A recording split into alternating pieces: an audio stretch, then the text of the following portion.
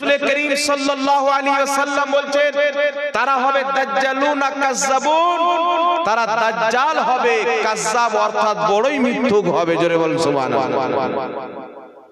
মানে যেই মশলা, যেই আকীদা 1450 বছর থেকে নিয়ে এখন পর্যন্ত কোন সাহাবী যেই আকীদাকে গ্রহণ করেননি, কোন তাবেঈ, তাবে, কোন গাউস, কোন কুতুব, কোন আবদাল, কোন আওতাল, ইমাম, মুজতাহিদ, সালফে সালেহিন, মুফাসসির ও মুহাদ্দিস, ফকিহ, কেউ যে আকীদাকে গ্রহণ করেননি, এমন কোন নতুন আকীদাকে যখন তারা চালু করে মানুষের সামনে উপস্থাপন করবে আর দলিল দিবে কোরআন ও হাদিস থেকে, নতুন আকীদা আপনার সামনে তুলে ধরবে, একটু পুরো কমিয়ে দেন, পুরো একটু কমিয়ে দেন।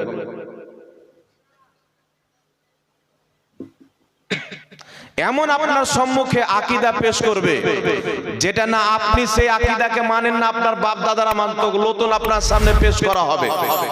যেমন বর্তমান জামানাতে আপনি যখন ইউটিউব খুলবেন, ফেসবুক খুলবেন, তো আপনার সম্মুখে এমন এমন মশলা চলে আসবে যেগুলো মশলা আমরা জীবনে শুনিনি। হয় কি হয় না বাবা? একটু জোরে বলেন, এরকম আছে কি আসে না? সারা যুগ যুগ থেকে মুসলমান শাবে বারাতে রোজা রেখে আসে, নবী পাক পছন্দ করতেন হালুয়া রুটি খেয়ে আসে। আজকে হঠাৎ করে মৌলবি ফতোয়া দিচ্ছে শাবে বারাতকে কেন্দ্র করে কেউ যদি রোজা রাখে ওই ব্যক্তি যাবে জাহান্নামে। ফতোয়া আছে না নাই? আজকে হঠাৎ করে মৌলবি ফতোয়া দিচ্ছে যে কেউ যদি নবী পাকের নাম চুমুন দিয়ে চোখে লাগিয়ে লাই জাহান্নামে যাওয়ার জন্য এতটুকু যথেষ্ট। একজন মৌলবি এতটুকু বলছে কোন ব্যক্তি যদি পবিত্র লাইলাতুল কদরের রাত্রি অর্থাৎ 26 রমজান গিয়ে 27 রজনীর রাত্রিতে কেউ যদি ইবাদত করে, ওই রাত্রিকে লাইলাতুল কদর মনে করে, তাহলে কোন ব্যক্তি যদি মূর্তির পূজা করে, তো মূর্তির পূজা করার চাইতে 27 রাত্রিটাকে লাইলাতুল কদর মনে করে ইবাদত করা চাইতে বেশি গুনাহ। বলেন নাউজুবিল্লাহ। চিন্তা করছেন, কেউ যদি মূর্তি পূজা করে আর কোন ব্যক্তি যদি 27 রমজানকে লাইলাতুল কদর মনে করে ইবাদত করে, তাহলে ওই ব্যক্তি মূর্তি পূজা করার চাইতে বড় গুনাহ করলো। চিন্তা করছেন আপনি এই ফতোয়া কোথায় থেকে আসলো? এইরকম দাড়িওয়ালা শয়তান, টুপিওয়ালা শয়তান কখনো আহলে হাদিস নামে, কখনো লামাযহাবী নামে, কখনো গায়র মুকাল্লিদ নামে মানুষের সামনে ঘুমটা লাগিয়ে এমন ভাবে পেশ করবে, নামের পরে মদানি লাগাবে, নামের পরে মক্কি লাগাবে, নামের পরে সালাফি লাগাবে, যেন মানুষ বুঝতে পারে আমরা মদিনা থেকে এসেছি। কিন্তু একটি কথা মনে রাখবেন, কারবালার মরুভূমিতে আসনেওয়ালা ইয়াজিদ আমরা মানি না, কারবালার মাটিতে আসনেওয়ালা ইমামে হুসাইনকে আমরা মানি। জোরে বলুন সুবহানাল্লাহ। অনেক নাম দিয়ে আপনার সামনে আসবে। আমার আপনার নবী কি বলছেন? তারা দাজ্জাল হবে, কাজ্জাব হবে। রাসূল পাক বলছেন তাদেরকে নিজে থেকে দূরে সরিয়ে রাখো, নিজেকে তাদের থেকে দূরে সরিয়ে রাখো। কারণ একজন ব্যক্তি যদি একটা ভালো আলুকে বা ভালো বাগুনকে বা ভালো টমেটোকে যদি একটা পচা টমেটোর পাশে রাখে, নিয়ত এই নিয়ে যে পচা টমেটোকে ভালো টমেটোটা ভালো করে দিবে, পারবে? আপনি যতই ভালো রাখেন, আজকে পেড়ে যদি রাখেন পচা আলুর পাশে ভালো আলুকে আজকে তুলে যদি রাখেন, তাহলে ওই পচা আলু ভালো আলুকে পচিয়ে দিবে কি দিবে না? একটু জোরে বলতে হবে, দিবে কি দিবে না? আর আপনি তাকে যে কোরআন দিবে, হাদিস দিবেন, সে তো মানবে না। ও তো নিজের কথা মানাবার জন্য যদি কাফির হতে হয়, ও কুফরিয়া শব্দ উচ্চারণ করে দিবে। নবীর সহিহ হাদিসকে যদি মিথ্যা বলতে হয়, নবীর হাদিসকে মিথ্যা বলে দিবে।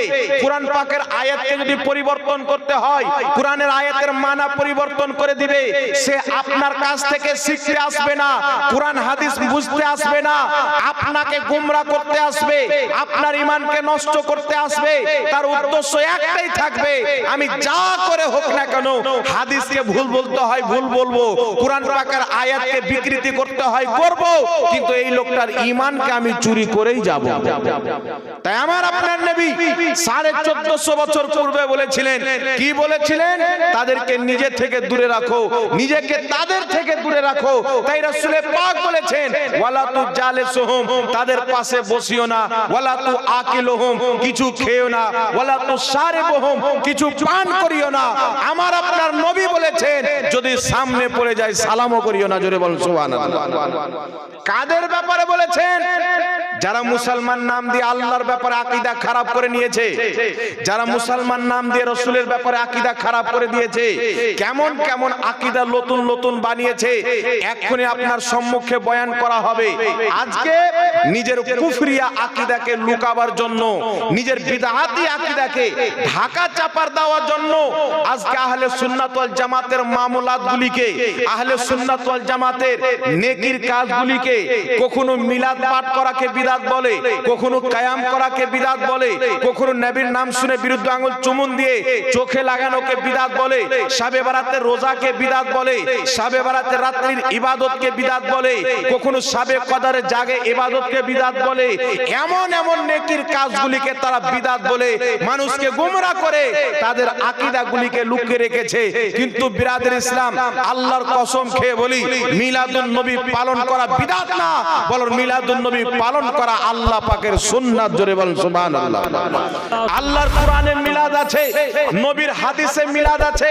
ইমাম হাইসামি রাহমাতুল্লাহ আলাইহি নিজের কিতাব মাজমাউজ জাওয়াইদের মধ্যে লিখতেছেন, হাদিস নিয়েছেন আম্মা জান আয়েশা সিদ্দিকা থেকে বর্ণিত। মা আয়েশা বলেন, হাদিসের শব্দ হচ্ছে ক্বালাতু আয়েশা সিদ্দিকা রাদিয়াল্লাহু তাআলা আনহা কানা নবী রাদিয়াল্লাহু তাআলা আনহা, হযরতে আম্মা জান আয়েশা সিদ্দিকা রাদিয়াল্লাহু তাআলা আনহা বলছেন যে নবী পাক সাল্লাল্লাহু আলাইহি সাল্লাম ওয়া আবু বকরিন, এবং আমার পিতা আবু বকর রাদিয়াল্লাহু তাআলা আনহু আমার নিকটে উপস্থিত ছিলেন। উপস্থিত হয়ে তারা কি করলেন? আম্মা জান আয়েশা বলছেন, মিলাদুহুমা ইনদি, তারা দুইজনে নিজ নিজের মিলাদ পাঠ করলেন। জোরে বল সুবহানাল্লাহ। তাহলে মিলাদুন নবী পালন করা, মিলাদুন নবীর মাহফিল করা, নবী দিবসের নামে মাহফিল করা, এটা স্বয়ং রাসূল থেকে প্রমাণিত, আবু বকর সিদ্দিক থেকে প্রমাণিত। তাই একে বিদআত বলা মানে নিজের কুফরি আকীদাকে ঢাকা চাপা দেওয়ার জন্য এই নেকির কাজগুলিকে বিদআত বলতে আরম্ভ করে দেওয়া হয়েছে। শুধু তাই নয় বিরাদর ইসলাম, এইবার চলাছেন আপনাদের সম্মুখে। আজকে আমরা রাসূল করিম সাল্লাল্লাহু তাআলা আলাইহি ওয়া আলিহি ওয়াসাল্লামের কে দাঁড়িয়ে আমরা সম্মান করে সালাম দিই।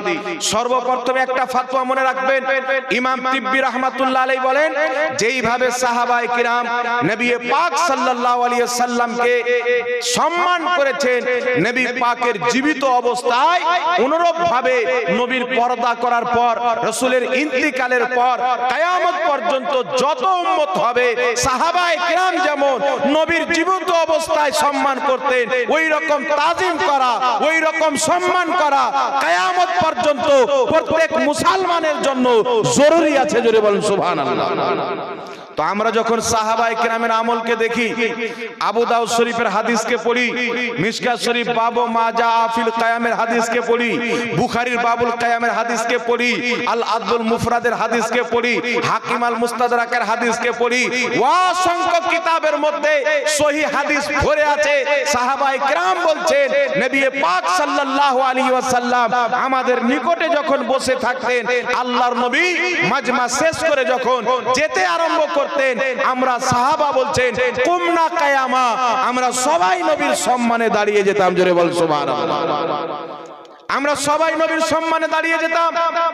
তার কারণে আজ পর্যন্ত সাহাবা নবী পাকের দেখে, নবী পাকের জামানায় নবী পাকের সম্মান করেছেন। আজকে আমাদেরকে না দেখে কেউ যদি ওই রকম সম্মান করে, নাজায়েজ হবে না।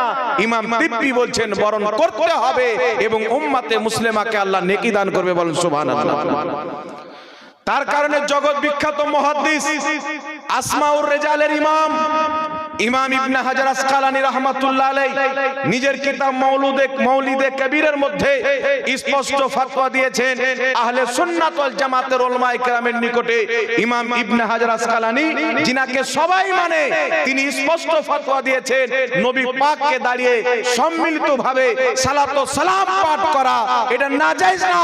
ইমাম ইবনে হাজার আসকালানী বলছেন, ইমামগণ এটাকে মুস্তাহাব বলেছেন। জোরে বলেন সুবহানাল্লাহ। জগৎ বিখ্যাত ইমাম নুরউদ্দিন হালবি রাহমাতুল্লাহ আলাইহি নিজের সিরাতের ফেমাস কিতাব সিরাতে হালবিয়ার মধ্যে নবী পাক সাল্লাল্লাহু আলাইহি সাল্লামের মিলাদকেও মুস্তাহাব বলেছেন, নবী পাক সাল্লাল্লাহু আলাইহি সাল্লামের কিয়ামকেও মুস্তাহাব বলেছেন। ইমাম আব্দুল হক মুহাদ্দিস দেহলভী রাহমাতুল্লাহ আলাইহি আখবারুল আখিয়ার কিতাবের মধ্যে বলেছেন নবী পাককে দাঁড়িয়ে ইয়া নবী সালাম আলাইকা পাঠ করা এটা গুনার কাজ না, এটা হচ্ছে সওয়াবের কাজ। জোরে বল সুবহানাল্লাহ। এইবার চলে আসেন বিরাদর ইসলাম, এই সমস্ত জিনিসের হাজারো দলিল আছে। আমার এই বিষয়ে অনেক বক্তব্য দেওয়া আছে, তবু আপনাকে মেইন পয়েন্টটা বুঝাবার জন্য কয়েকটি দলিল দিয়ে বললাম। এইবার চলে আসেন এই উম্মতে মুসলিমা আপনাকে কিভাবে জাতিকে আজকে গোমরাহ করা হচ্ছে। আমার নবী যে বলেছিলেন 73টি ফিরকা হবে, কুল্লুহুম ফিন্নার, সমস্ত ফিরকা জাহান্নামে যাবে, ইল্লা মিল্লাতান ওয়াহিদা, একটি জান্নাতে যাবে, মা আনা আলাইহি ওয়া আসহাবি, যা আমার তরিকাতে চলবে, আমার সাহাবার তরিকাতে চলবে। জোরে বলেন সুবহানাল্লাহ। এইবার চলে আসেন আপনাদের সম্মুখে কয়েকটি আকীদা আমি পেশ করছি, একটু লক্ষ্য করে শুনবেন বাবা। জীবনী বক্তাকে আপনারা ছেড়ে দিয়েছেন, আমি কিন্তু জীবনী বক্তা না। একটি কথা মনে রাখবেন, আজ জামাতে ইসলামী দল কেন তৈরি করা হয়েছে, তবলিগি জামাত কেন তৈরি করা হয়েছে, এই সমস্ত দল তৈরি করা হয়েছে, জামাতে ইসলামী তৈরি করা হয়েছে যেন এই জামাতের মাধ্যমে মানুষকে ওয়াহাবি মতবাদে নিয়ে আসা হয়। তবলিগি জামাত কেন তৈরি করা হয়েছে, যেন নামাজ শিক্ষার মাধ্যমে, রোজা শিক্ষার মাধ্যমে, মাসলা মাসাইল শিক্ষার মাধ্যমে মানুষকে দেওবন্দি মতবাদে কনভার্ট করা হয়। এই সমস্ত মতবাদকে এই জন্য তৈরি করা হয়েছে তাদের নিজের নিজের দলকে আগে বাড়ানোর জন্য।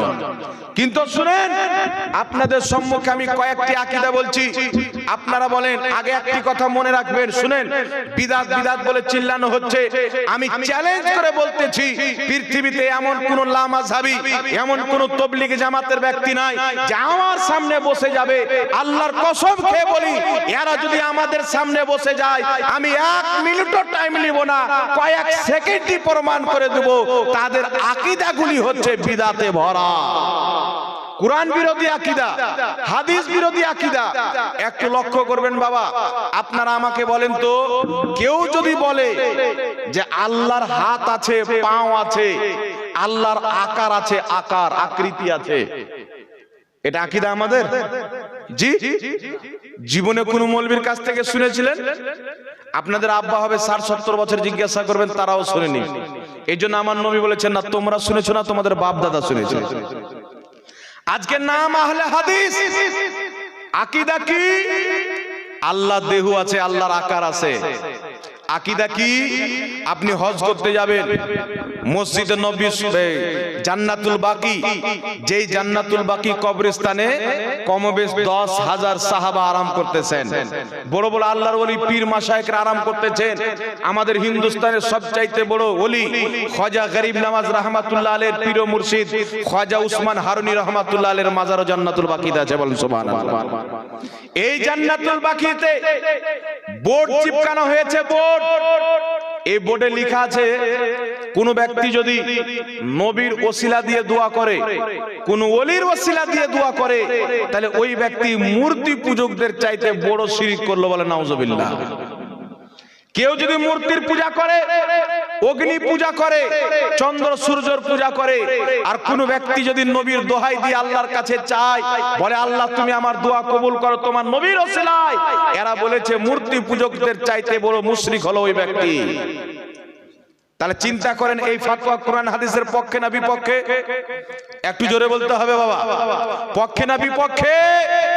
আরে আল্লাহ তাবারাক ওয়া তাআলা কাউরির মুহতাজ নয়, আল্লাহকে ওসিলার প্রয়োজন নাই, আল্লাহকে মাধ্যমের প্রয়োজন নাই, তবুও মহান রব্বুল আলামিন এটা চাননি যে আমার নবীর মাধ্যম ব্যতীত ডাইরেক্ট আমি কোন জিনিস আমার বান্দাকে দিব, বরং মহান রব্বুল আলামিন এই উম্মতকে, এই উম্মতে মুসলিমাকে যা কিছু দিয়েছেন এই সমস্ত জিনিস মুহাম্মদ রাসূলুল্লাহর বরকতে দিয়েছেন। বল সুবহানাল্লাহ। নামাজ দিয়েছেন রাসূলের মাধ্যমে, ঠিক না বেঠিক? কুরআন রাসূলের মাধ্যমে, রোজা রাসূলের মাধ্যমে, হজ যাকাত রাসূলের রাসূলের মাধ্যমে সারা পৃথিবী আল্লাহ তাবারাক ওয়া তাআলা রাসূলের মাধ্যমে দিয়েছেন। তাই জিবরিল আমিন এসে বলছেন, ইয়া রাসূলুল্লাহ, আল্লাহ যদি আপনাকে সৃষ্টি না করতেন, জমিন আসমান কুল কায়নাত সৃষ্টি করতেন না। জোরে বল সুবহানাল্লাহ। এবার চলে আসেন বিরাদর ইসলাম, আরেকটি কথা শুনেন। এখন আপনাদের সম্মুখে আমি দুটি হাদিস বলছি, অল্প সময় নিয়ে বলবো বাবা। একটি কথা মনে রাখবেন, আকীদার ইমাম আবুল হাসান রাহমাতুল্লাহ আলাইহি বলেছেন যে আল্লাহ তাবারাক ওয়া তাআলা, তাফসিরে মাতুরিদির মধ্যে লেখা আছে যে আল্লাহ তাবারাক ওয়া তাআলা আকার, আকৃতি, রং, কালার, মাংস থেকে পাক। আল্লাহ নিরাকার, এটা হচ্ছে ইসলামের আকীদা। ইমাম বাইহাকী রাহমাতুল্লাহ আলাইহি নিজের কিতাব আসমাউস সিফাতের মধ্যে লিখেছেন আল্লাহর জন্য দেহবাদী আকীদা রাখা, যে আল্লাহর আকার আছে, হাত পা আছে, এই ধরনের আকীদা রাখা বৈধ না। জোরে বলেন না সুবহানাল্লাহ। তাই আকীদার কিতাবের মধ্যে স্পষ্ট লেখা আছে আল্লাহ পাকের ব্যাপারে কেউ যদি এটা বিশ্বাস করে যে আল্লাহর দেহ আছে, আল্লাহর হাত আছে, আল্লাহর পা আছে, আল্লাহর চোখ কান নাক আছে, এই ধরনের আকীদা রাখনেওয়ালা মুসলমান থাকবে না, বরং আল্লাহকে বান্দার সাথে তুলনা করার জন্য স্পষ্টভাবে মুশরিক এবং কাফির হয়ে যাবে। জোরে বল সুবহানাল্লাহ। কি হয়ে যাবে বাবা? মুশরিক হয়ে যাবে। কিন্তু আজকে এই কুফরটার নামই রেখে দিয়েছে তারা ঈমান। আজকে তারা এই আকীদা রাখলে মানুষ কাফির হয়ে যাবে, ইসলাম থেকে বেরিয়ে যাবে, কিন্তু আজকে এটার নাম তারা রেখেছে ঈমান। কি? যে আল্লাহর যে আকার মানে না, তারা মুসলমান না। বলে নাউজুবিল্লাহ। কোন সাহাবী আল্লাহর আকার মানতো না, কোন তাবে ইমাম, মুহাদ্দিসিন, আকীদার ইমাম কেউ আল্লাহর আকারের ব্যাপারে কেউ আলোচনা করেনি। সবাই আল্লাহকে নিরাকার মানতো, আমরাও আল্লাহকে নিরাকার মানি। একটু জোরে বলতে হবে সুবহানাল্লাহ। তাহলে সাহাবার এই আকীদা ছিল না, রাসূলুল্লাহর এই আকীদা ছিল না। কুরআন ও হাদিসের বিরোধী আকীদা হওয়ার কারণে ইমাম নববী রাহমাতুল্লাহ আলাইহি বলেছেন যে বিদআত ওই জিনিসকে বলা হয় যেটা কোরআনের বিরুদ্ধে হবে, হাদিসের বিরুদ্ধে হবে বা আসারে সাহাবার বিরুদ্ধে হবে। তার কারণে আল্লাহর দেহবাদী আকীদা এটা হচ্ছে বিদআতি আকীদা। আর এর হাদ শুধু গুমরাহি পর্যন্ত না, এই বিদআতের হাদ হচ্ছে কুফর পর্যন্ত, কাফির হয়ে যাবে। তাহলে বলেন বিরাদর ইসলাম, এই যে বিদআতি আকীদা, আপনারা জানেন আমলের মধ্যে যদি বিদআত হয় তো আগে দেখতে হবে আমলটা ভালো না খারাপ। যদি ভালো আমল হয় তাহলে আমলটা নতুন থাকলেও নেকি পাওয়া যাবে। উঠান বুখারী শরীফ, সাইয়েদনা ওমর ফারুক রাদিয়াল্লাহু তাআলা আনহু তারাবির নামাজ জামাত সহিহ হযরতে উবাই বিন কাবকে হুকুম করে পাঠ করালেন। হযরতে ওমর ফারুক রাদিয়াল্লাহু তাআলা আনহু তারাবির নামাজ পাঠ করার পর বললেন, নি'মাল বিদআতু হাদিহি, আমরা কত সুন্দর বিদআত চালু করেছি। বলেন সুবহানাল্লাহ।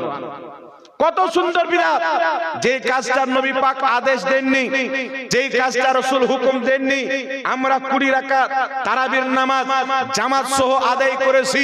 এটাকে ইমাম ওমর ফারুক রাদিয়াল্লাহু তাআলা আনহু ভালো বিদআত বলেছেন। তার কারণে বিরাদর ইসলাম, যদি আমলের মধ্যে বিদআত হয় এর ক্ষমা আছে, এর মাপ আছে, কিন্তু আকীদার মধ্যে যদি বিদআত হয় এর কোনো মাপ, কোনো ক্ষমা নাই। জোরে বলেন সুবহানাল্লাহ। আকীদার বিদআতের কোনো মাপ নাই। আমার নবী যে বলেছেন কুল্লু বিদআতিন দালালা, প্রত্যেক বিদআত হচ্ছে গুমরাহি, প্রত্যেক গুমরাহি জাহান্নামে। ওই প্রত্যেকটা বিদআত হচ্ছে আকীদাগত বিদআত। যারা সাহাবার বিপক্ষে আকীদা তৈরি করেছে, কুরআন বিপক্ষে, হাদিস বিপক্ষে, আসারে সাহাবার বিপক্ষে, ইজমা কিয়াসের বিপক্ষে যারা আকীদা তৈরি করেছে, তাদের প্রত্যেকটা ওই আকীদা হচ্ছে বিদআতি আকীদা। আর এই আকীদা রাখার কারণে তারা হচ্ছে জাহান্নামী। জোরে বলেন সুবহানাল্লাহ। তো আল্লাহর দেহ মানা, আল্লাহর আকার মানা, এটা হচ্ছে আহলে হাদিসদের বিদআতি আকীদা।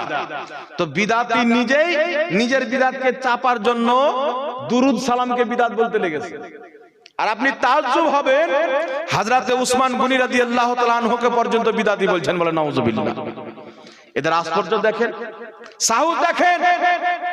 কালকে পর্যন্ত আমাকে আপনাকে বিদআতি বলতো, আজকে উমর ফারুক রাদিয়াল্লাহু, উসমান গনি রাদিয়াল্লাহু তাআলা আনহুকে পর্যন্ত বিদআতি বলে দিয়েছেন। তাহলে যেই ব্যক্তি সাহাবাকে বিদআতি বলাটাও বিদআত, সাহাবাকে বিদআতি বলাটা একটা বিদআত। তাই উমর ফারুককে বিদআতি বলে আহলে হাদিসরা নিজেই বিদআতি হয়ে গেছে। শুধু একটা আকীদা নাই, তারা আল্লাহর জন্য জায়গা মানে, কিন্তু আল্লাহর জন্য জায়গা নির্ধারিত করা যাবে না। তারা আল্লাহকে আসমানে মানে, আল্লাহর ব্যাপারে আকীদা রাখা যাবে না আল্লাহ আসমানে আছে। আকীদা কি রাখতে হবে? আল্লাহ যেমন ছিল, আছে, ভবিষ্যতেও থাকবে। জোরে বলুন সুবহানাল্লাহ। তার কারণে তুমি আসমানে থাকো প্রভু, আমি থাকি জমিনে, এই গজলটা পাঠ করা ইসলামে অবৈধ, নাজায়েজ। এটা পাঠ করা যাবে না, কারণ আল্লাহ আসমানে থাকে। এই আল্লাহ আসমানে থাকে বললে আসমানকে আল্লাহর জন্য জায়গা বানানো হলো। আর সারা কায়দে নাসাফি সহ আকীদার ইমামগণ স্পষ্ট ভাবে ফতোয়া দিয়েছেন, লা ইয়াতামাক্কানু ফি মাকান, আল্লাহর জন্য কোনো জায়গা নাই, আল্লাহ জায়গা থেকে পাক এবং পবিত্র। জোরে বলুন সুবহানাল্লাহ। আল্লাহর জন্য জায়গা মানা যাবে না, কারণ জায়গা হচ্ছে সৃষ্টি। বুঝতে পারছেন বাবা? জায়গা কি? জায়গা হচ্ছে সৃষ্টি, আর সৃষ্টির মুহতাজ আল্লাহ কোনদিন হতে পারে না। না কি বলেন? সৃষ্টি আল্লাহ সৃষ্টি করেছেন কোন শব্দ দ্বারাই? আল্লাহ চাইলে কোন শব্দ দিয়ে পুরো কায়নাত ফানা করতে পারে না? পারে না? এই জোরে বলেন, পারে না? পারে না? তাহলে কি বুঝা গেল? একজন ব্যক্তি যদি ল্যাপটপ তৈরি করে, তাহলে ল্যাপটপের মধ্যে তাকে ঢোকার প্রয়োজন পড়বে? জি। এই সময়, এই কাল, এই জায়গা, এই চৌদিক, ডান দিক, বাম দিক, সামনে, পিছনে, উপর, নিচে, আল্লাহ তাআলা এই কিছুই যখন সৃষ্টি করেননি তখন আল্লাহ ছিল কি ছিল না? ডান দিক ছিল না তো আল্লাহ ছিল কি ছিল না? বাম দিক, ইদিক ওদিক ছিল না, তখন আল্লাহ ছিল কি ছিল না? আসমানটা সৃষ্টি না স্রষ্টা? জোরে বলতে হবে। স্রষ্টা চিরকাল থেকে আছে, সৃষ্টিকে সৃষ্টি করা হয়েছে। তাহলে বুঝা কি গেল? এক সময়ে আসমান ছিল না, আল্লাহ ছিল। জোরে বলেন। আরশে আজম সৃষ্টি না স্রষ্টা? সৃষ্টি। তো বুঝা কি গেল? এক সময়তে আল্লাহ ছিলেন, কিন্তু আরশে আজম ছিল না। আরশে আজমকে আল্লাহ সৃষ্টি করলেন, তবে আরশে আজম সৃষ্টি হলো।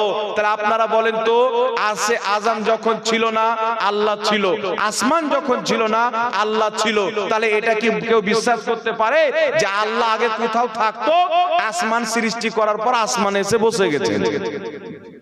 এরকম আকীদা রাখা যাবে? যাবে না, কারণ আল্লাহ জায়গা পরিবর্তন করা থেকে পাক। আমি মানুষ এখানে বসে আছি, কালকে ঝাড়খণ্ড চলে যাব, পরশুদিন ভগবানগোলা চলে যাব, তারপরে হুগলি চলে যাব। আমার জন্য জায়গা পরিবর্তন আছে, কিন্তু আল্লাহর জন্য জায়গা পরিবর্তন নাই। কারণ আমি এখানে আছি, আমার ডান দিক আছে, আমার বাম দিক আছে, আমার সামনে আছে, আমার পোস্টা আছে, আমার নিচে উপর আছে, কিন্তু আল্লাহর দিক থেকে দিক আল্লাহকে বেষ্টন করতে পারে না। আল্লাহ সমস্ত দিক থেকে পাক এবং পবিত্র। জোরে বলেন সুবহানাল্লাহ। না আল্লাহর সামনে আছে, না পিছনে আছে, না ডান দিক আছে, না বাম আছে, না উপর আছে, না নিচে আছে। তাহলে আকীদা কি রাখতে হবে? উপরওয়ালা বলা জায়েজ হবে না, বলতে হবে কি? আল্লাহ তাআলাই ভালো জানে, বা আল্লাহ তাআলা যদি চাইতো। বুঝতে পারছেন কথা? তাই উপরওয়ালা এই আকীদা নিয়ে বলা যাবে না যে আল্লাহ উপরে আছে, বলা যাবে না। হ্যাঁ, এই ব্যাপারে আমাদের এটা ধারণা, আল্লাহ সবার চাইতে উঁচু মান সম্মানে। জোরে বলেন সুবহানাল্লাহ। আজমতে, ইজ্জতে, পাওয়ারে, শক্তিতে আল্লাহ সবার চাইতে উঁচু। কুল কায়নাতকে যিনি শক্তি দান করেছেন, পাওয়ার দান করেছেন, তিনি হচ্ছেন আল্লাহ। জোরে বলতে হবে সুবহানাল্লাহ। তাহলে কত বড় কুফরি আকীদা বাবা! আল্লাহকে তারা আসমানে বসিয়েছে, আরশে আজমে। আরশে আজমকে আল্লাহর ঘর বানিয়েছে, মানে রাজপ্রাসাদ। যেমন আপনাদের বাঙ্গালের কলকাতা নামে একটা জায়গা আছে, সবাই বাচ্চা বাচ্চা চিনেন। ওই কলকাতাতে একটা বিশাল বড় বিল্ডিং আছে, ভিক্টোরিয়া না কি বলেন, বলেন না? ওই ভিক্টোরিয়াতে একটা রানী থাকতো কি থাকতো না? ওখানে বসে বসে রাজ করতো বাংলার মাটিতে। তো এরা মনে করছে আল্লাহ আরশে বসে আছে, আর আসমানের জমিনের নিজাম আল্লাহ আরশে বসে বসে চালাচ্ছে, ফেরেশতাকে পাঠিয়ে কাজ করাচ্ছে, আল্লাহ আরশে বসে আছে। এগুলো ভুল আকীদা। আল্লাহ বসা থেকে পাক, আল্লাহ উঠা থেকে পাক। একটু জোরে বলতে হবে সুবহানাল্লাহ। তা এই ধরনের কুফরি আকীদা কিন্তু আপনাকে আকীদা বলে নিয়ে আসতে পারে না। এইবার চলে আসেন, আর মাত্র দুটি হাদিস শুনিয়ে দিচ্ছি। একটি হাদিস মাজমাউজ জাওয়াইদের মধ্যে ইমাম হাইসামি উল্লেখ করেছেন, যে হাদিসটিকে ইমাম হাকিম রাহমাতুল্লাহ আলাইহির তাহকিক অনুযায়ী হাদিসটি সহিহ, ইমাম ইবনে হিব্বানের তাহকিক অনুযায়ী হাদিসটি সহিহ, যে হাদিসটিকে ইমাম সামহদি রাহমাতুল্লাহ আলাইহি নিজের কিতাব খুলাসাতুল ওয়াফার মধ্যে বলেছেন সানদহু জাইয়িদুন, এই হাদিসের সনদ হচ্ছে শক্তিশালী। হাদিসটি কি? রাসূল করিম সাল্লাল্লাহু আলাইহি সাল্লামের চাচী হযরতে ফাতেমা বিনতে আসাদ উনি যখন ইন্তেকাল করলেন, তিনাকে মাটি দেওয়ার পর আমার আপনার নবী সাল্লাল্লাহু আলাইহি ওয়াসাল্লাম তিনাকে দাফন করার পরে আল্লাহর কাছে দোয়া করেছিলেন। কি দোয়া করেছিলেন? হে আল্লাহ, আমার মায়ের কবরকে প্রশস্ত করে দাও, তার মাগফিরাত করে দাও, বিহাক্কে নবী কাওয়াল আম্বিয়া, তোমার নবী আমি মুস্তাফার ওসিলায় এবং পূর্বের সমস্ত নবীর ওসিলায়। জোরে বলেন সুবহানাল্লাহ। আজকে লামাযহাবী বলে নবী মরে শেষ হয়ে গেছে, ওসিলা চলবে না। কিন্তু মুহাম্মদ রাসূলুল্লাহ কি আকীদা দিচ্ছে? 1450 বছর পূর্বে মুহাম্মদ রাসূলুল্লাহ মক্কা মদিনার মাটি থেকে যেই আকীদা দিয়েছেন, ওই আকীদার প্রতি আজকে চলনেওয়ালা একটি জামাত আছে, যেই জামাতের নাম হলো সুন্নি জামাত। একটু জোরে হবে না বাবা? সুবহানাল্লাহ। আমার নবী দোয়া কি করছেন দেখেন, আল্লাহুম্মা ইয়া আল্লাহ, আমার মায়ের কবর প্রশস্ত করো, তার মাগফিরাত করো। হাদিসের শব্দ দেখেন, বিহাক্কে নবী কাওয়াল আম্বিয়া। আল্লাহ বলছেন তোমার নবী আমার ওসিলায় এবং পূর্বের সমস্ত নবীর ওসিলায়।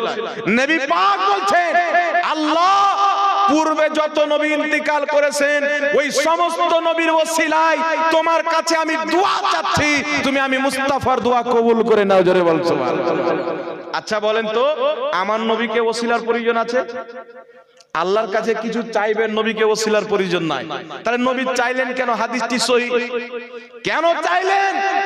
আমার নবী জানতেন যে আমি তো আমার দোয়া তো সব সময় কবুল, এমন একটি জামানা আসবে আমার উম্মতের দোয়া কবুল হবে না। আমার উম্মত আল্লাহর কাছে চাইবে, পাবে না, উম্মত দোয়া করবে, কবুল হবে না। তাই আমার আপনার নবী মুস্তাফা উম্মতকে শিক্ষা দিয়েছেন, এই আমার উম্মত উম্মতিরা, তোমাদের দোয়া যখন কবুল হবে না, আল্লাহর দরবারে হাত তুলবে। আল্লাহর দরবারে হাত তোলার পর আমরা নবীগণের ওসিলা দিয়ে, ওলিগণের ওসিলা দিয়ে তোমরা দোয়া করবে, আল্লাহ আমাদের বরকতে তোমাদের দোয়া কবুল করে নেবে। বলুন সুবহানাল্লাহ। তাহলে আপনারা বলেন তো, যেই কাজটা নবী নিজে করেছেন ওই কাজটা করাকে যদি শিরিক বলে, তাহলে আমাদের নবী তাদের ফতোয়া অনুযায়ী মুশরিক প্রমাণিত হয় কি হয় না? এই জোরে বলেন। তাহলে যেই গুদর মুনসির ফতোয়াতে, যেই জাহিল মূর্খর ফতোয়াতে মুহাম্মদ রাসূলুল্লাহ নিজেই শিরিককারী প্রমাণিত হয়, এদের ফতোয়া থেকে জাতি হিফাজতে থাকবে না জাতির ঈমান নষ্ট হবে? আপনারা বিচার করেন। একটা লোক ঈমান বাঁচাতে পারবে না। এইবার চলে আসেন আরেকটি হাদিস আপনাদের সম্মুখে পাঠ করতে যাচ্ছি। ইমাম তাবরানী রাহমাতুল্লাহ আলাইহি মুজামুল কবিরের মধ্যে হাদিসটি উল্লেখ করেছেন, মুজামুল আওসাতের মধ্যে হাদিসটিকে, সাগীরের মধ্যে হাদিসটিকে উল্লেখ করেছেন। ইমাম তাবরানী রাহমাতুল্লাহ আলাইহি হাদিসটিকে উল্লেখ করে বলেছেন ইসনাদহু সহিহ, এই হাদিসটি হচ্ছে সহিহ। হাদিসটি কি? হযরতে উসমান গনির খেলাফতের জামানায় সাহাবী রাসূল আমার আপনার নবীর ওসিলা দিয়ে আল্লাহর কাছে দোয়া করেছেন, আল্লাহ সাহাবীর দোয়া কবুল করেছেন। জোরে বলেন সুবহানাল্লাহ। এইরকম যদি হাদিস শোনাতে যায় তো একটা না দুটা না শত শত হাদিস শোনাতে পারবো। সালফে সালেহিন থেকে, তাবেঈন থেকে, সাহাবা থেকে, নিজে নবী মুস্তাফা থেকে।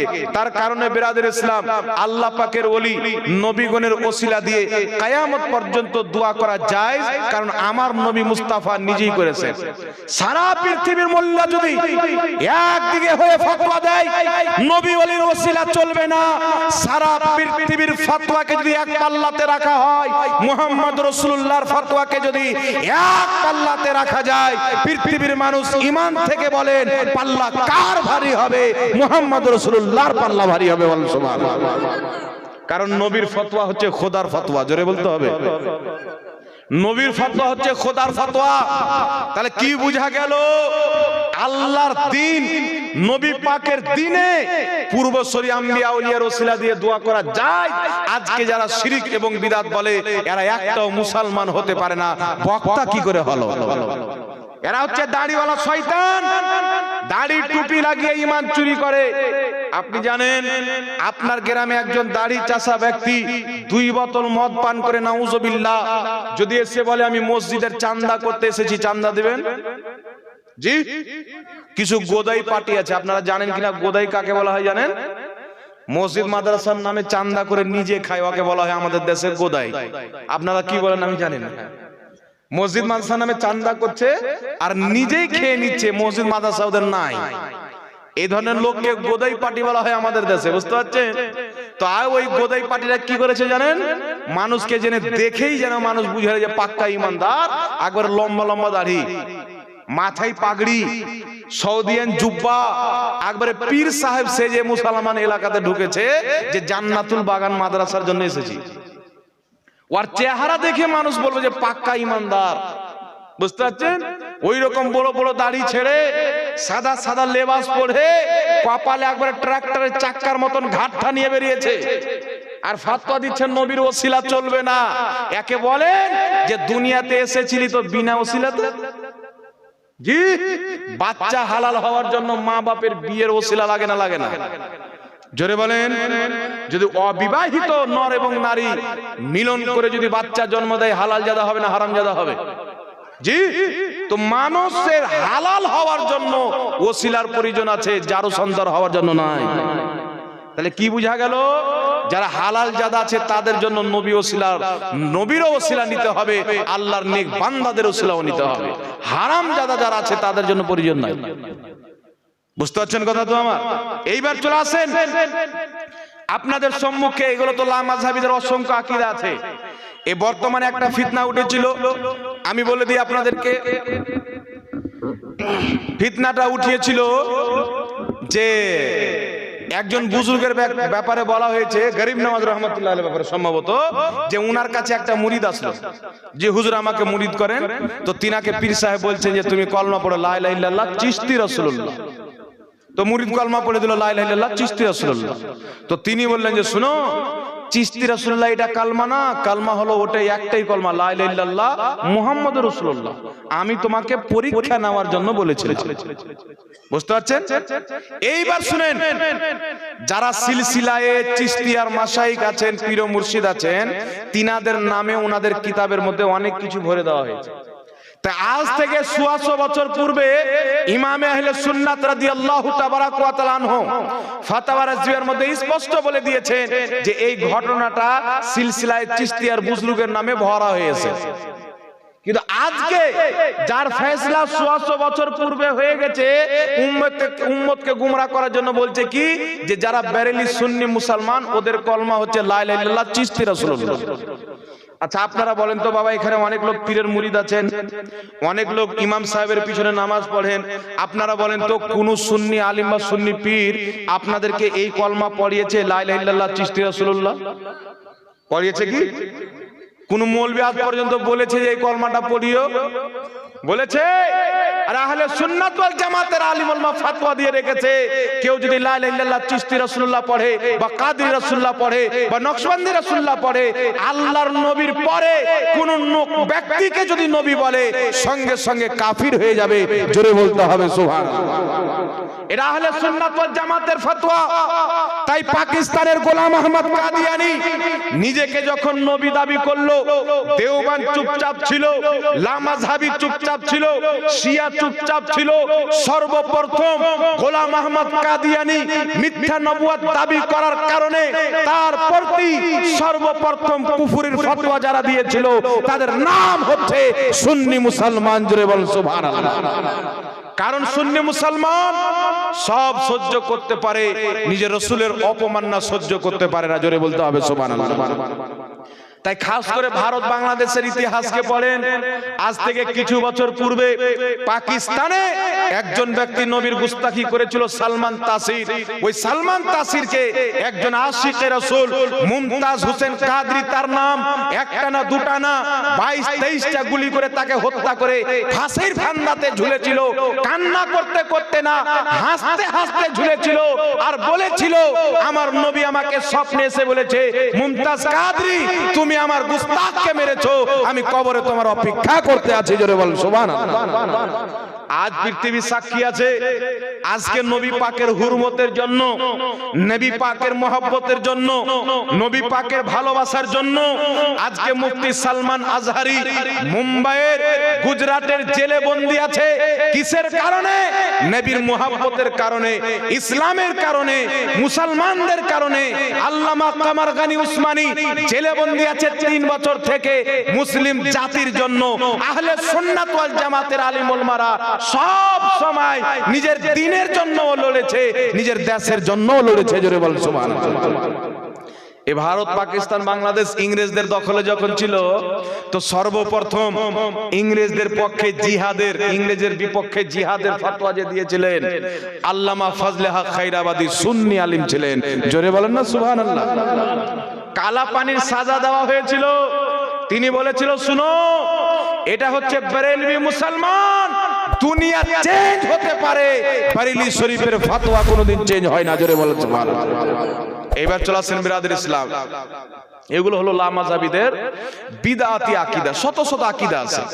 লামাযহাবীদের গুরু ইসমাইল দেহলভী নিজের কিতাব সিরাতে মুস্তাকিমের 148 পৃষ্ঠার মধ্যে লিখতেছে, নামাজের মধ্যে গরু ছাগলের শরণ আসলে নামাজ হয়ে যাবে, গাধার শরণ আসলে নামাজ হয়ে যাবে, স্বামী স্ত্রীর সহবাসের শরণ আসলে নামাজ হয়ে যাবে, মুহাম্মদ রাসূলুল্লাহর শরণ আসলে নামাজ হবে না, শিরক হবে। বলে নাউজুবিল্লাহ। আর একটু জোরে হবে না নাউজুবিল্লাহ। আর ইসমাইল দেহলভী কে? আহলে হাদিস বলে আমাদের ইমাম, দেওবন্দি বলে আমাদের ইমাম। আমরা বলি তোমরা ভাগ করে নিয়ে নাও, এরকম নাপাক ইমাম আমরা চাই না। আমাদের জন্য বেরেলির ইমাম আহমদ রাজা যথেষ্ট আছে, যিনি জবান খুলছেন তো বলছেন মুস্তাফা জানে রহমত পে লাখো সালাম, শামিয়ে বাসমে হেদায়েত পে লাখো সালাম। যিনি জবান দিয়ে নবী মুস্তাফার তারিফ ও তৌসিফ যখন বয়ান হয়, তিনি বলেন কাবে কে বদরুদ্দোজা তুম পে করোড়ো দরুদ, তৈবা কে শামসুদ্দোহা তুম পে করোড়ো দরুদ। বল সুবহানাল্লাহ। তো বেরাদের ইসলাম শুনেন। আচ্ছা বলেন তো, এই আকীদাটা বিদাতি আকীদা না? এটা বুখারীর হাদিস শুনেলেন। হযরতে আবু বকর সিদ্দিক আমার নবী অনুমতি দিয়েছিলেন, তিনি নামাজ পড়াচ্ছেন, মুসাল্লাতে দাঁড়িয়ে আছেন। আমার আপনার নবী সাল্লাল্লাহু আলাইহি ওয়াসাল্লাম হুজরা থেকে বেরিয়ে এসেছেন। হুজরা থেকে রাসূল পাক সাল্লাল্লাহু তাআলা আলাইহি ওয়া আলিহি ওয়াসাল্লাম বেরিয়ে আসেন। তো হযরতে আবু বকর সিদ্দিকের নজর আমার নবীর উপরে পড়েছে। উনি মুসাল্লা থেকে এক কদম পিছে হটে গেলেন। আমার নবী বললেন, আবু বকর নামাজ পড়াও। আবার পিছে হটে গেলেন। নবী বললেন, আবু বকর নামাজ পড়াও। তিনি মুসাল্লা ছেড়ে চলে আসলেন। আমার নবী মুসাল্লায় দাঁড়িয়ে নামাজ পড়ালেন। আমার নবী সাজদা সহ করেননি, নামাজ পড়িয়ে দিলেন। নামাজ শেষের পর নবী পাক বলছেন, আবু বকর আমি তো তোমাকে অনুমতি দিয়েছিলাম নামাজটা পড়িয়ে দাও, তুমি কেন নামাজ পড়ালে না? হযরত আবু বকর সিদ্দিক বলছেন, ইয়া রাসূলুল্লাহ, আবু কুহাফার বেটার কি মাজাল যে ইমামুল আম্বিয়া থাকবে আর আবু বকর নামাজ পড়াবে। আপনি থাকতে আবু বকর ইমামতির মুসাল্লায় থাকতে পারে না। জোরে বলতে হবে সুবহানাল্লাহ। তাহলে এটা যে আবু বকর সিদ্দিকের নামাজে নবীর শরণ আসলো না? আসলো না বাবা? নামাজে দাঁড়িয়ে আছেন, নবীকে দেখে মুসাল্লা ছেড়ে দিচ্ছে নামাজের মধ্যে, এটা তো নবীর শরণ আসলো না? আল্লাহুম্মা সাল্লি আলা মুহাম্মাদ পাঠ করেন, মুহাম্মদটা কে? আমাদের নবী না? শরণ আসবে কি আসবে না? আত্তাহিয়াতের মধ্যে পাঠ করবেন আসসালামু আলাইকা আইয়ুহান নবী, শরণ আসবে না আসবে না? জোরে বলেন। আল্লাহ মাযহাবীদের গুরু, দেওবন্দীদের সবচাইতে বড় বুজুর্গ ইসমাইল দেহলভী সিরাতে মুস্তাকিম 148 নাম্বার পৃষ্ঠার মধ্যে লিখছে, নবীর শরণ আসলে শিরক হবে, জেনার শরণ আসলে, গাধার শরণ আসলে, পশু পাখির শরণ আসলে নামাজ হয়ে যাবে। তাহলে এইদের মান্যকারী, এদের পথে চলনেওয়ালার পিছে নামাজ হবে? জোরে বলেন, নামাজ হবে? দেওবন্দি কাকে বলে? এইগুলো আকীদাকে যারা সমর্থন করে। এইবার শুনেন, শুধু তাই নয়, আহলে সুন্নাত ওয়াল জামাতের মুজাদ্দিদ হলো আলা হযরত রাসূল পাক সাল্লাল্লাহু আলাইহি সাল্লাম বলেছেন, প্রত্যেক 100 বছর পর একজন করে আল্লাহ মুজাদ্দিদ পাঠায় দুনিয়াতে। কি পাঠায়? কথা বলেন, কি পাঠায়? 100 বছর পর একটা করে মুজাদ্দিদ পাঠান প্রত্যেক শতাব্দীতে। ইমামে আহলে সুন্নাত একজন মুজাদ্দিদ ছিলেন। দেওবন্দের মুজাদ্দিদের নাম হচ্ছে আশরাফ আলী থানভী। তারা আশরাফ আলী থানভীকে মুজাদ্দিদ মানে তবলিগি জামাতের লোক দেওবন্দিরা। আশরাফ আলী থানভী নিজের কিতাব হিফজুল ইমানের মধ্যে লিখছেন, নবী পাককে যেই রকম জ্ঞান আছে ইলমে গায়ব, ওই রকম জ্ঞান প্রত্যেক পাগলকেও আছে, প্রত্যেক বাচ্চাকেও আছে, প্রত্যেক পশুকেও আছে। বলে নাউজুবিল্লাহ। তাহলে আপনারা বলেন তো, নবী পাকের মতন জ্ঞান প্রত্যেক বাচ্চা পাগল পশু পাখিকে আছে, নবীর জ্ঞানকে জীব জন্তু পশু পাখির সাথে তুলনা দিলে মুসলমান থাকবে না কাফির হবে? তাহলে এই রকম ব্যক্তিকে কেউ যদি মুজাদ্দিদ মানে তার পিছনে নামাজ হবে, নামাজ হবে। তাহলে কেউ যদি তাদের পিছনে নামাজ পড়ে থাকে সব নামাজ দোহরাতে হবে কি হবে না? আর শুধু তাই নয়, দেওবন্দ মাদ্রাসার প্রতিষ্ঠাতা কাসিম নানতাবি নিজের কিতাব তাহজিরুন নাসের মধ্যে লিখতেছে, আমাদের নবীর পরেও নতুন নবী জন্ম নেওয়া সম্ভব। নাউজুবিল্লাহ বলবেন না? লিখছে কি, बिल फर्ज अगर बाद जमाना नबी सल्लल्लाहु अलैहि वसल्लम कोई नया नबी पैदा हो फिर भी खातिमियत मुहम्मदी में कुछ फर्क ना आएगा। আমাদের নবীর পরে যদি কোন নতুন নবী জন্ম নিয়ে নেয় তো আমাদের নবীর শেষ নবী হওয়াতে ব্যাঘাত ঘটবে না। আপনারা বলেন, আমাদের নবীর পরে যদি নতুন নবী জন্ম নেয় আমাদের নবীর শেষ নবী হওয়াতে খাতিমুন নবীন হওয়াতে ব্যাঘাত ঘটবে কি ঘটবে না? ঘটবে কি ঘটবে না? আমাদের নবী শেষ নবী থাকবে, নবীর পরে নবী চলে আসলো মানে তো নবী শেষ নবী নাই। তাই এদের উপরে কুফরির ফতোয়া দেওয়া হয়েছে। তারা নিজের কিতাব বারাহিনে কাতিয়ার মধ্যে লিখেছে, আমাদের নবীর জ্ঞান চাইতে শয়তানের জ্ঞান বেশি। তবলিগি জামাতের প্রতিষ্ঠাতা ইলিয়াস কান্নেওয়ালির পীর রশিদ আহমদ গাঙ্গোহী নিজের কিতাব ফাতাওয়া রশিদিয়ার মধ্যে লিখেছে যে আল্লাহও মিথ্যা বলতে পারে। বলেন নাউজুবিল্লাহ।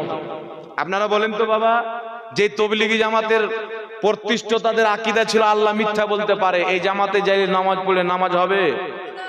ঈমান থাকবে? যারা গিয়েছে তওবা করতে হবে, কালেমা পড়ে মুসলমান হতে হবে। কারণ শুনেন, আল্লাহ তাবারাক ওয়া তাআলার জন্য মিথ্যা বলা এটা অসম্ভব না, বরং মহাল আছে। জোরে বলেন সুবহানাল্লাহ। হতেই পারে না। অসম্ভব তো কখনো কখনো সম্ভব হয়ে যায় না, কি বলেন? কিন্তু মহাল কোনোদিন হতে পারে না।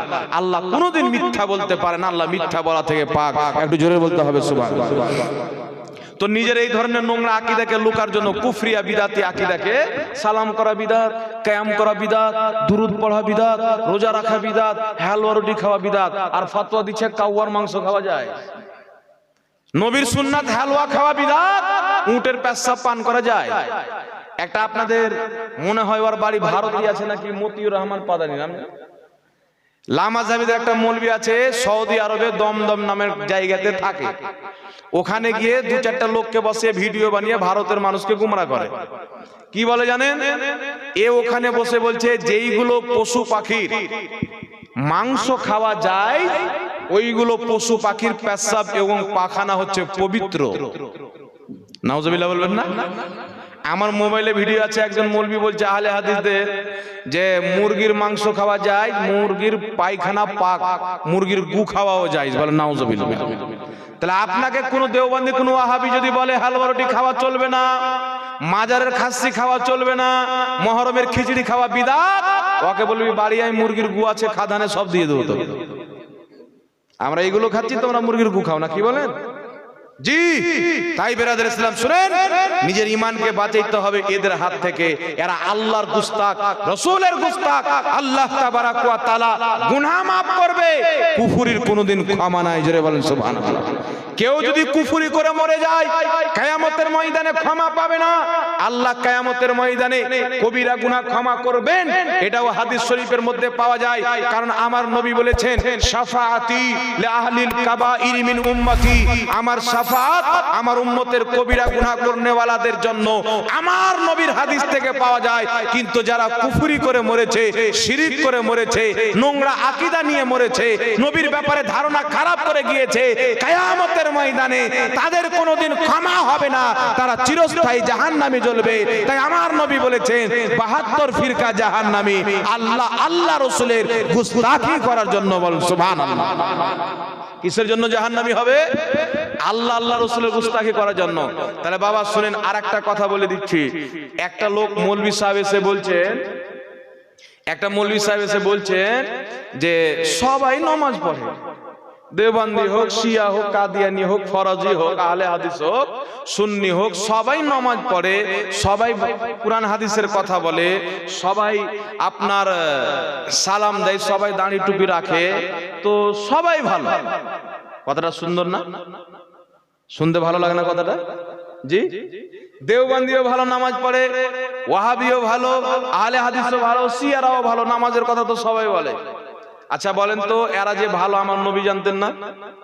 জি, আমার নবী জানতেন কি জানতেন না? কোন ব্যক্তি যদি বলে, আমি একজন মুফতি সাহেবের একটা জুমলা বলছি আপনাকে, আমাদের আকাবির মুফতি নিজামউদ্দিন সাহেব কিবলা মুহাক্কিকে মাসাইলে জাদিদা, ভারতের সবচাইতে বড় মাদ্রাসা যাকে ভারতের জামে আজহার বলা হয়, আল জামিয়াতুল আশরাফিয়া মুবারকপুর আরবি ইউনিভার্সিটি, ওই মাদ্রাসার গ্র্যান্ড মুফতি, ওয়াল সারা পৃথিবীর নাম্বার 1 মুফতিগুলোর মধ্যে তিনাদের লিস্টে নাম আছে। তিনাকে জিজ্ঞাসা করা হলো, হুজুর একটা মৌলবি বলছেন ওয়াহাবিও ঠিক, দেওবন্দিও ঠিক, সব ঠিক, তো এর উপরে ফতোয়া কি হবে, এটা কথা কি ঠিক?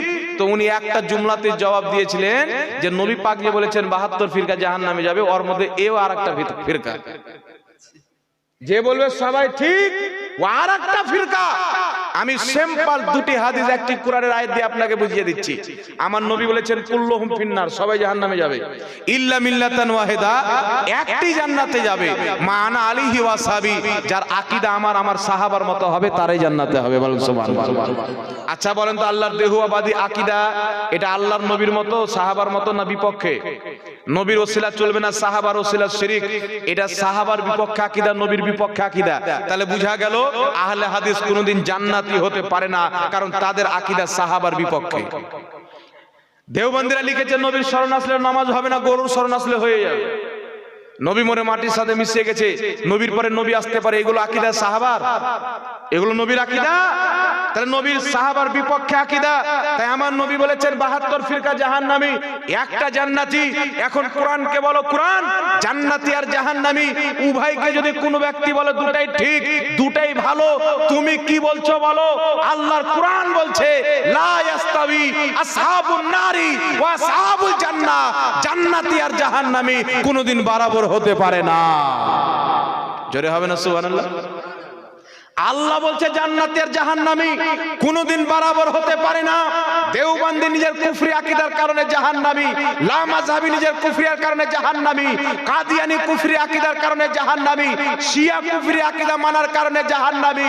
তো শিয়াদের সাথে একটি দল আহলে সুন্নাত ওয়াল জামাত, জান্নাতি মুসলমান সুন্নি জামাত, যাদের আকীদা আজমিরের খাজা মঈনুদ্দিনের মতো, যাদের আকীদা বাগদাদের গাউসে আজমের মতো, যাদের আকীদা কারবালার ইমামে হুসাইনের মতো, যাদের আকীদা মাওলা আলীর মতো, যাদের আকীদা মুহাম্মদ রাসূলুল্লাহর দেওয়া আকীদা, একটি জান্নাতি সুন্নি জামাত 72 জাহান্নামী জামাত কোনদিন বরাবর হতে পারে না।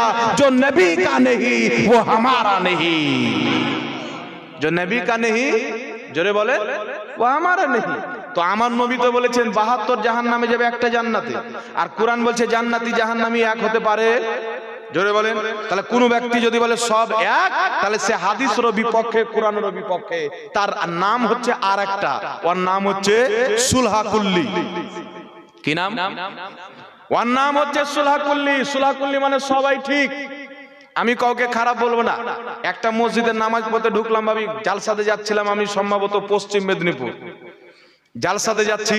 আপনারা তো জানেন দীঘা, দীঘা জানেন তো, দীঘার আশপাশে জালসা ছিল। জালসাতে যাচ্ছি, রাস্তাতে একটা মসজিদে দাঁড়ালাম, নামাজ পড়তে ঢুকছি। তো নমাজি হচ্ছে 10টা, তো 10টা নমাজি 12 রকম করে নামাজ পড়ছে, 12 রকম করে। বিশ্বাস করবেন? হ্যাঁ, 10টা নামাজি আর নিয়ম হচ্ছে 12 রকম। কেউ বিশ্বাস করবে? কিন্তু বিশ্বাস করতেই হবে আপনাকে। কেন? কিছু নামাজি আছে ফজরে হাত বানবে এখানে আর মাগরিবে বানবে এখানে। তাহলে একটা নামাজি দিনে 2 রকম হলো, কি হলো? জি, তাহলে 10টা নামাজিতে 12 রকমের মত হতে পারে কি পারে না? তো কে এখানে হাত বানাচ্ছে, কে এখানে বলছে আমিন, কে বলছে আমিন, মানে যার যেরকম ইচ্ছা করছে বলছে। তো আমি ওই মসজিদের একটা কমিটিকে দেখলাম ঠিকঠাক নামাজ পড়ছে, আমার পাশে দাঁড়িয়েছে। ওকে ডেকে বললাম আপনার বাড়ি কোথায়? তো ওই লোকটা কার মুরিদ বললো যে আমি অমুকের মুরিদ, আমার বাড়ি এখানে, আমি মসজিদের সেক্রেটারি। তো আমি ওকে বললাম যে কি ব্যাপার, লোক এত ভুলভাল করছে নামাজে, ইমাম সাহেব কি করছে, শিক্ষা দিতে পারে না? ইমাম সাহেবের কর্তব্য তো কোনো মুক্তাদি ভুল করবে ওকে শিখিয়ে দেবে, ঠিক না বেঠিক? জোরে বলেন ঠিক না বেঠিক? ইমাম সাহেবের এটা কর্তব্য। তো সেক্রেটারি সাহেব বলছে যে ইমাম সাহেবকে বলতে বলছি, তো ইমাম সাহেব নিজের চাকরির পিছে আছে। যে আমি যদি একে বলি তো হয়তো মসজিদে বাদ করে দিবে, একে বলি তো বাদ করে দিবে, তো তোরা মর, আমার নামাজ পড়ার কাম পয়সা লাভার কাজ আছে। এইরকম ইমাম হচ্ছে সুলা কুল্লি, বুঝতে পারছেন? যদি সালাম কিয়াম করে সুন্নি হয়ে যাবে না। ওয়াহাবিকে ওয়াহাবি, ভুলকে ভুল, সঠিককে সঠিক যদি না বলে, দুটাই কি ঠিক মনে করে, ও সুন্নি না, সুন্নি নামের চুন্নি সুলা কুল্লি। আর এরকম ইমাম মসজিদে রাখা যাবে না। একটি কথা ডাঙ্কার চোটে বলতে হবে, এই পৃথিবীর মাটিতে সুন্নি জামাত হচ্ছে জান্নাতি। শুধু যদি এই পৃথিবীর মাটিতে কওরির কোনো ক্ষমতা থাকে, আমাদের সামনে ফেস টু ফেস বসো। আমরা পুরুষ, আমরা মহিলা না, ইউটিউবে চলে এসো, অনলাইনে চলে এসো, ফেসবুকে চলে এসো। ফেসবুক তুই বাদ রাখ, পর্দার আড়ালে মহিলা আছে, ফেস টু ফেস তো মর্দ কা বাচ্চা আতা है, ফেস টু ফেস বসতে হবে। তাহলে আমরা আলহামদুলিল্লাহ আজকে শুধু না, এই পৃথিবীর মাটিতে, খাস করে ভারতের মাটিতে একটা না দুটা না 100 বছর থেকে কমসে কম 1000 মুনাজারা হয়েছে। প্রত্যেক মুনাজারাতে আল্লাহ তাবারাক ওয়া তাআলা সুন্নি জামাতকে জয়দান করেছে। জোরে বলতে হবে সুবহানাল্লাহ। আমেরিকা ষড়যন্ত্র করছে সুন্নি জামাতের বিপক্ষে, ইসরায়েল ষড়যন্ত্র করছে সুন্নি জামাতকে মিটাতে হবে। ওয়াহাবি মতবাদকে আমেরিকা ফান্ডিং করে, তাবলিগি মতবাদকে ইসরায়েল ফান্ডিং করে। একমাত্র সুন্নি মুসলমান যার কোনো ফান্ডিং নাই, যার বিদেশি টাকা নাই, নিজের রক্ত চুয়া পয়সাতে, যাকাতের টাকাতে, ফিতরার টাকাতে, রক্ত চুয়া পয়সাতে মাদ্রাসা চালায়, সমাজের টাকা নিয়ে মসজিদ চালায়, এদের কোনো ফান্ডিং আসে না। কারণ যারা মুস্তাফার গোলামির পাট্টা গলায় দিয়ে দিয়েছে, নিজেকে মুস্তাফার মহব্বতের বাজারে বিক্রি করে দিয়েছে, কিয়ামত পর্যন্ত কোন ডলার এদেরকে কিনতে পারে না। আর যারা আমেরিকার গোলামি করছে, তারা নবীর গোলাম হতে পারে না। বলেন সুবহানাল্লাহ। এটা স্পষ্ট। আমেরিকার গোলামি যারা করে, ইসরায়েলের গোলামি করে টাকা পাওয়ার জন্য। আপনি বাংলাদেশে যান, 3 বছর হলো মাদ্রাসা খোলা, একবারে 5 তলা মাদ্রাসা দেখবেন, ওর বিল্ডিং এর ঘর আপনি গুনতে পারবেন না। টাকা আসলো কোথায় থেকে? আমেরিকা থেকে এসছে, ইসরায়েল থেকে এসছে। আপনি জানেন কত লামাযহাবী আহলে হাদিস ওয়াহাবিদেরকে ইসরায়েল আপনার ভিসা দিয়েছেন দেশের, জানেন আপনারা? নাগরিক নেই, কি বলেন, নাগরিকতা সার্টিফিকেট দিয়েছে, আপনারা জানেন? আপনি যান, বলবেন আমি সুন্নি আছি, আপনাকে সার্টিফিকেট দিবে না। আপনি গিয়ে যদি বলেন আমি ওয়াহাবি আছি, ইসরায়েল আপনাকে সার্টিফিকেট দিবে। আর অনেক আহলে হাদিসকে তারা সার্টিফিকেট দিয়েছে, আর সার্টিফিকেট দেওয়ার পর তাদের মাধ্যমে তারা কাজ নিচ্ছে। কি কাজ নিচ্ছে? তারা মুসলমানদের মধ্যে যে ইহুদিদের ঘৃণা আছে ইসরায়েলের, ও ঘৃণাটা বের করবে।